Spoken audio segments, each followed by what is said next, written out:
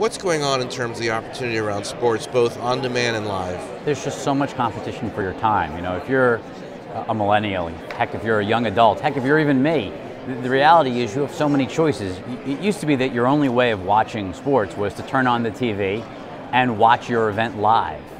Now you have so many different choices. You know, there's no more waiting around until 8 o'clock or 7 o'clock to watch SportsCenter to see highlights. You can get sports content 24/7 on your phone, the most personal device in your life that you always have with you.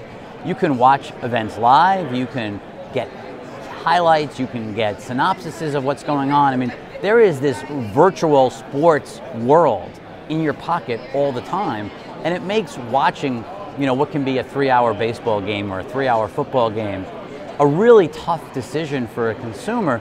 Do you want to spend that much time? If it's great content, you know, if it's the World Series and it's an exciting Game 7, you're totally going to watch. But if the content isn't compelling on that day, do you need to watch, or can you just get a quick hit, whether that's on Twitter, whether that's on Reddit, whether that's on Facebook? Like, do you have to watch the entire event? And I think that shift is something that the TV networks never thought would happen.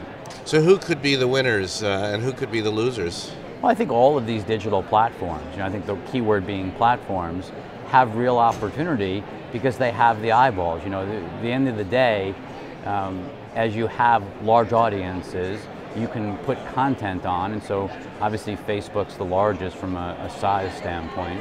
But when you look at what Twitter's doing, when you look at what Snapchat's doing, there's an opportunity for a lot of companies. Heck, you know, YouTube. There's an opportunity for a lot of companies to play a role in aggregating eyeballs around sports media. And I think, you know, look at what a company like Bleacher Report has done with House of Highlights, which has become, you know, if you're a millennial, you know House of Highlights, and you're using that on Instagram to get your key highlights for the day. And so all of these platforms are taking advantage of a mass number of eyeballs to disrupt the industry juggernauts like ESPN, who, as you can tell from what happened recently, starting to really reduce their on-air talent because they can no longer afford to keep that much talent given the changing sports world. And finally, there's been a lot in the news about viewability, the fraud issues around YouTube, sort of sketchy advertising around YouTube. What are your thoughts about that? Is that a crisis? Is it overblown? What is it? All advertising has viewability problems. I don't care if we're talking about, you know, billboards. I don't care if we're talking about TV. I mean, heck, I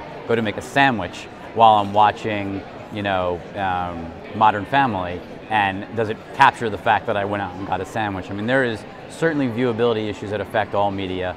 I think, you know, in the new player on the block being digital, it's been magnified. But the reality is, there is no doubt that consumer time and engagement, forget about whether or not the TV is on. The TV may always be on in the household while you're at home, but where is your attention? Where is your engagement? The engagement is dramatically different than what you see in ratings, meaning engagement with TV, I think, is far lower than what the ratings show. And so, yeah, are there issues with the metrics that have been used, the viewability issues for online media? Absolutely.